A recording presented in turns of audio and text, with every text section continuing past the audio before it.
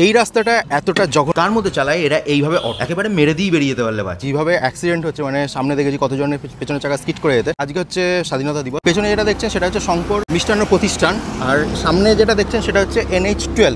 এবার এইখান থেকে এই সার্ভিস রোডটা ধরে গিয়ে সামনে যেখানে হচ্ছে পুলিশ চেকিং হয়, সেই ঠিক সেইখানটা, এই হচ্ছে সেই জায়গাটা। ওইখানটা হচ্ছে সবাই জানেন পুলিশ চেকিং হয়। আর সামনে এই রাস্তাটার জাস্ট একবার অবস্থা দেখুন, লাইনের এখানে এই যে অবস্থাটা, একবার সাবধানে যাস ভাই, চাকাটা যেন স্কিড না করে, তাহলেই হবে।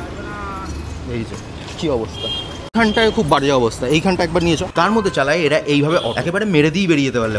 এখন বর্ষাকাল, জল হচ্ছে ভরে থাকছে গর্তগুলো, কতজনকে ডিসব্যালেন্স হতে দেখে। পেছনে যখন কেউ বসে থাকেন, পেছনেরটা ভারী হয়ে থাকে জানেনি। সরকার থেকে বলে যে হেলমেট পরে গাড়ি চালান, সেফ ড্রাইভ সেভ লাইফ যে ক্যাম্পেইনগুলো হয়, কিন্তু এইগুলো যদি ঠিক না হয়, हेलमेट पड़ेও কি আমরা सेफ থাকবো? তবে এই কমিটিয়ানটার কথা আমার বেশ ভালোই লেগেছে। गवर्नमेंट ने हेलमेट सिर्फ इसलिए कंपलसरी किए ताकि और हेलमेट बेच पाए। मैं तो वही शक में आ गया था जब गवर्नमेंट ने बोला कि सेफ्टी के लिए। गवर्नमेंट कब से इंटरेस्टेड है हमारी सेफ्टी में?